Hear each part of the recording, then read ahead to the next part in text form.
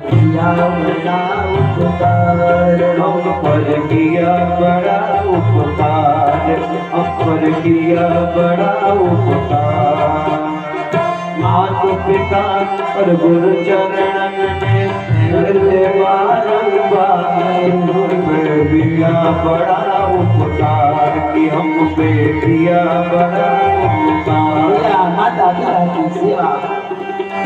नारद जी ने कहा महात्मा चले गए हमें मंत्र नहीं करके हम खूब भजन की लेकिन भगवत दर्शन नहीं हुआ।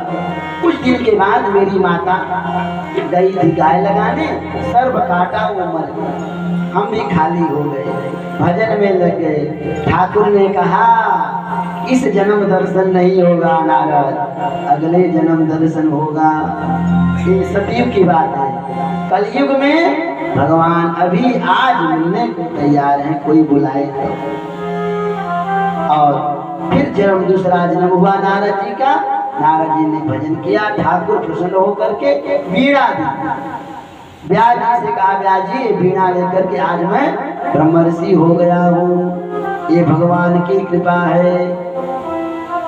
ये उपदेश देकर के चले गए। व्यास जी ने रचना की।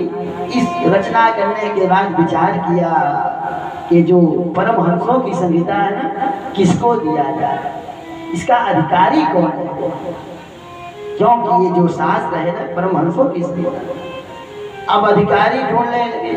सामान्य जीव को पचने वाली नहीं किसको दे ढूंढते ढूंढते क्योंकि पिता के संपत्ति का अधिकार पुत्र को होता है। तो उन्होंने कहा कि सुखदेव जैसा हमें कोई ऋषि दिखाई नहीं पड़ रहा। सुखदेव को बुलाया गया। सुखदेव तो जा करके जंगल में भजन कर रहे हैं कैसे आए।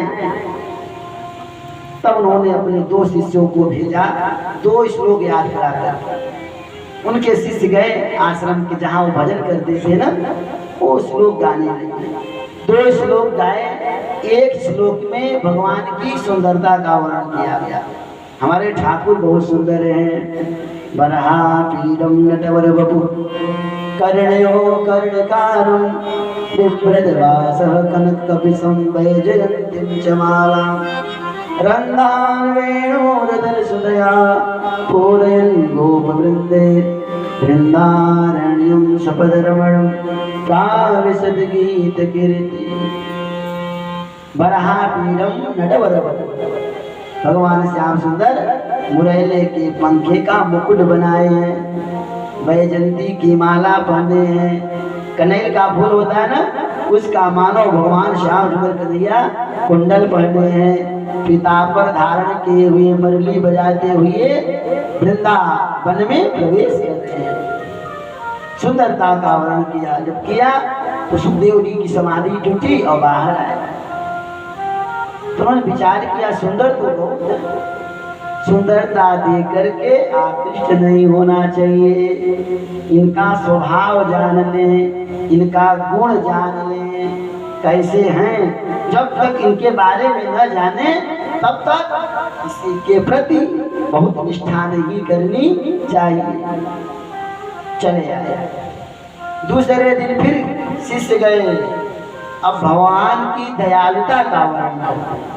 भगवान कितने दयालु हैं।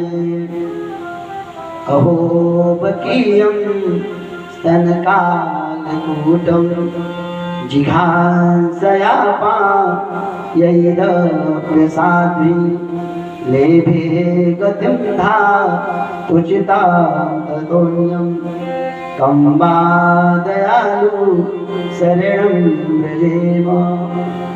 भगवान इतने दयालु हैं। अहो बकीयम स्तनकालकूटम बकासुर की बहन बकी माने पूतना अपने स्तन में कूट माने विष लगा करके आई और भगवान को पिलाई। भगवान को मारना चाहिए। ऐसे बालवनी को छोटे छोटे जो बच्चों का प्राण ले ले